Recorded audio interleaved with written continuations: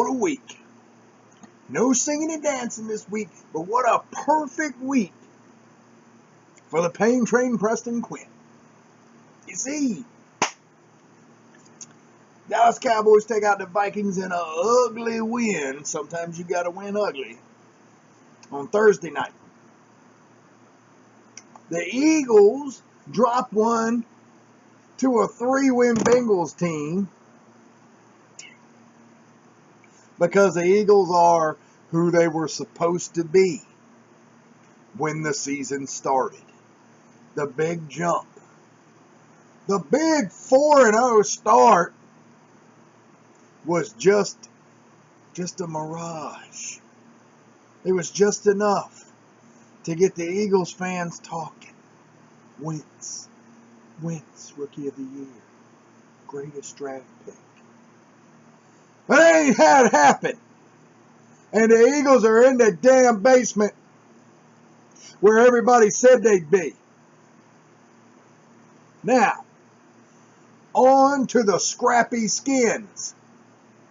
In a dogfight with the Arizona Cardinals, who were forcing themselves to win the game to try and make some type of a run for a wild card in the playoffs.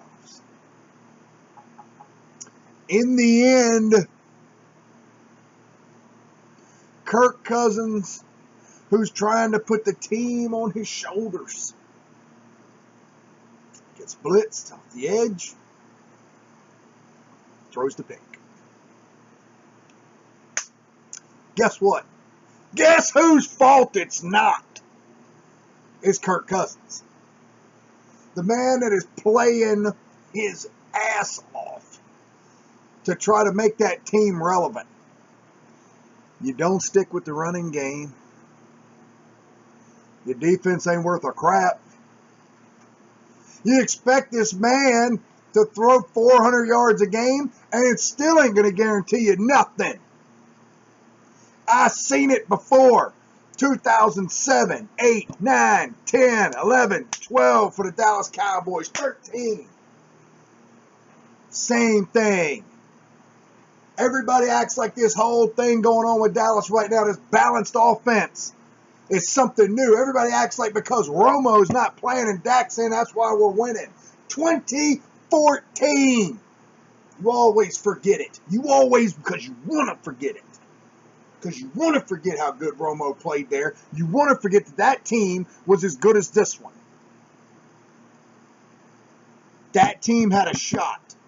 And DeMarco Murray fumbled it, and Dez Bryant didn't get the catch-no-catch call that we needed. And we went home early. Act like this ain't happened before. Before I get into that, Redskins blow it, and they fall half a game behind Tampa Bay in the race for that second wild card. Tampa Bay rolling, tied with the Jekyll and Hyde Atlanta Falcons, who in unprecedented fashion drop it to the Kansas City Chiefs on an intercepted 2-point conversion run all the way back for a touchdown. I feel bad for the Falcons, man, but they played from behind that game. Kansas City earned the victory over the Jekyll and Hyde Atlanta Falcons. I got one of my boys dear to my heart. Loves the Atlanta Falcons and tells me every week how good they are, but I keep seeing this Jekyll and Hyde syndrome. If you're Jekyll and Hyde, you just can't string together the 4 games it would take to go and win the Lombardi. That's all it is to it. Now, hold on. Let me be clear. And I've said this to whoever would listen. Atlanta's a scary team. Because when they are on, they can beat up and just destroy people in the National Football League. Did it last week. Then they come back this week, and Kansas City's good. Kansas City's good. But it's just they've done it. They've done it all year. They come back, and it just they just don't look like the same team. Seattle last week, 5 points. 35. This week, 40. Seattle is tough, well-rounded. Defense, offense, get the running game back. Seattle's dangerous. You have to get Seattle out of Seattle. And I think that Dallas is going to do that. Number 1 seed. But I'll get into that in a minute.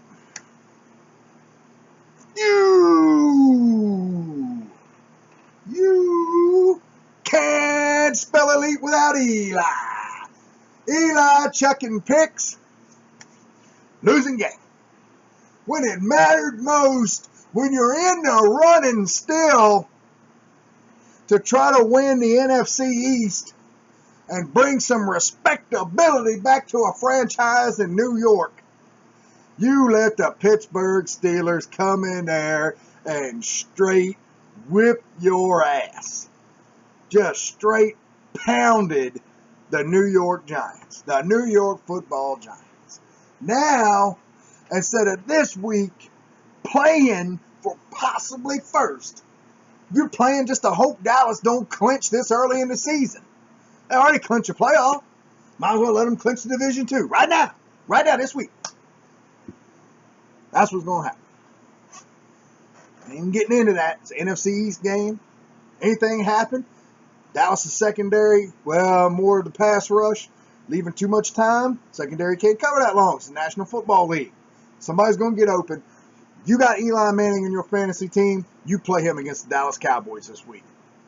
Guarantee you it'll work. On the other hand, you got Ezekiel Elliott on your team, you play him against the New York Giants this week. Think I'm joking? Watch. Dak Prescott might not have as big of a game. The Giants secondary is pretty good. $200 million defense don't look like $200 million, though. Watch. It's going to be a good game. I think Dallas is going to beat them this time. So, what I was going to say about Dallas. I don't think they're going to the Super Bowl. I just don't. I think that they make it to the NFC Championship and they lose. I do. I just have no faith whatsoever in the defense. Maybe with Mo Claiborne coming back, Wilcox he got banged up. Church just got back. Maybe those things make a difference, but I'm serious. I'm not one of those guys that's saying, "Hey, punch our ticket to Houston." I'm not getting that stoked. I love it. I love that they're winning. I love what I'm seeing out of the young guys. But you guys got to temper it down. Have to temper it down. The defense is really struggling. Aside from that,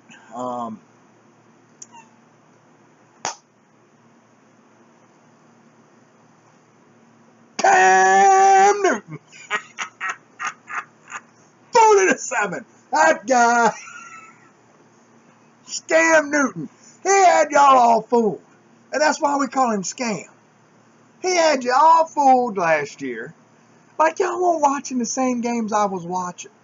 The defense putting him in positions to score constantly. Stopping teams. Field position battle. It's all relative. He's not getting that this year.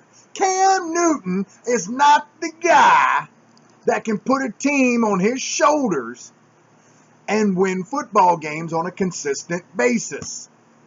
I see people talk about he ain't got no weapons. Got Calvin Benjamin. He got Greg Olsen. So I guess when Romo had an aging Terrell Owens, and he had Jason Witten, and on the other side of the field he had Patrick Creighton.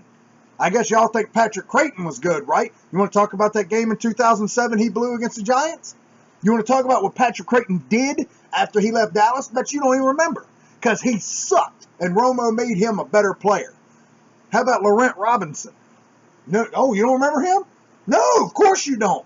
Because Romo made him a better player. And Cam Newton needs to do that for his guys. But defense has figured it out. You force him to play quarterback, and he's real susceptible to a loss. The only way that we can help Cam Newton right now, take some of the brute, put it on your hand, just like bee sauce, brute sauce, and slap his ass with it. Y'all have a good one.